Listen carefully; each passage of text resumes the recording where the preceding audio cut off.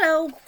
Today I'm going to read the next part of the story The Lion, the Witch and the Wardrobe. And if you can remember from yesterday, Lucy met Mr Tumnus and they were just about to have lunch, and Mr Tumnus said that he had to hand over any daughter of Eve or son of Adam to the Queen, and so sent Lucy home.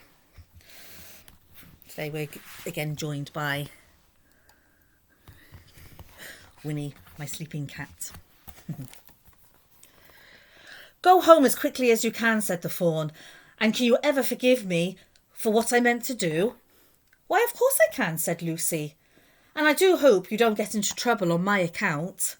"Farewell, daughter of Eve," said Mr Tumnus. "Perhaps I may keep the handkerchief." "Of course you can. Goodbye," called Lucy, running towards the wardrobe door.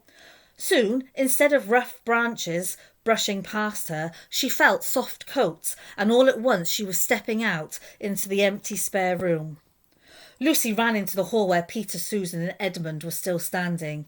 "I'm here," she shouted. "I've come back. I'm all right." "What are you talking about, Lucy?" said Susan, for to them no time had passed at all.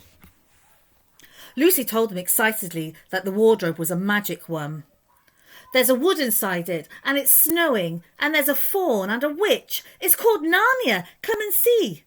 The others did not know what to think and followed her back into the room. But when Susan pulled the fur coats apart, all they saw was the back of the wardrobe with hooks on it. Peter rapped his knuckles on it to make sure that it was solid. Poor Lucy couldn't understand it at all, and the others simply thought she was making it all up. The next wet day, the children decided to play hide and seek. Lucy went at once to the wardrobe. She wanted to have one more look inside it, for she was beginning to wonder whether Narnia hadn't been but a dream.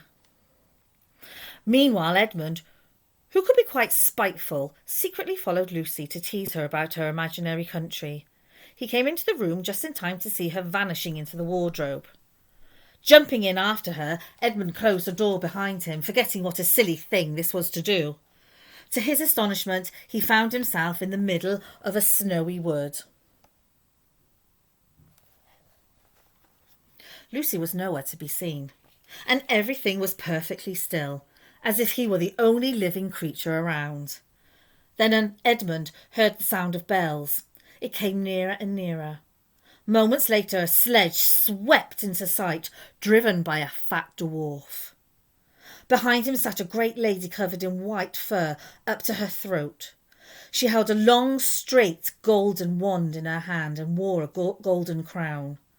Her face was white like snow, beautiful and proud.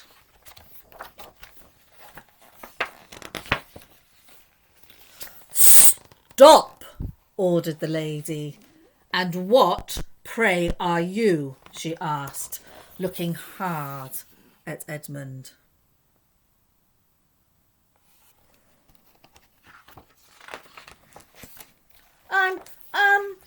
My name is Edmund," he replied. The lady frowned. "Is that how you should address a queen?" she asked sternly. "But I repeat, what are you? An overgrown dwarf?" "No, I'm a boy, your majesty," said Edmund. "A son of Adam," hissed the queen, and she raised her wand. Just as Edmund thought she was going to do something dreadful, she suddenly said in quite a different voice, "Oh, my poor child, how cold you look. Come and sit with me." Edmund dared not disobey, so he stepped onto the sledge and the queen wrapped her warm fur mantle around him. "Now, what would you like best to eat?" she asked. Turkish delight, please, your majesty," said Edmund. The queen took out a small bottle and let one drop fall onto the snow. Instantly there appeared a box of Turkish delight. Edmund had never tasted anything more delicious in his life. While he was eating, the queen asked him questions. She got him to tell her that he had a brother and 2 sisters, and that one of his sisters had already been in Narnia and met a faun. At last the Turkish delight was finished. Edmund wished he could have some more. He did not know that the Turkish delight was enchanted and that anyone who had once tasted it would want more and more of it. The Queen knew quite well that what Edmund was thinking, but instead of offering him any more, she said, "Son of Adam, I'd just so much like to meet your brother and your two sisters. Will you bring them to see me? Because if you did come again, you could eat Turkish delight all day long.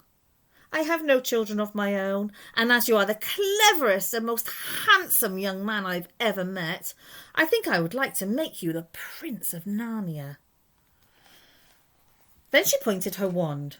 "You only have to look for these two hills rising above the trees and walk towards them to reach my house. But remember, you must bring the others." "I'll do my best," agreed Edmund. "You needn't tell them about me," said the Queen. "It would be fun to keep it a secret between us two."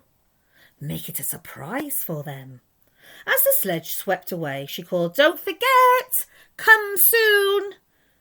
Edmund was still staring after it when he heard Lucy calling him.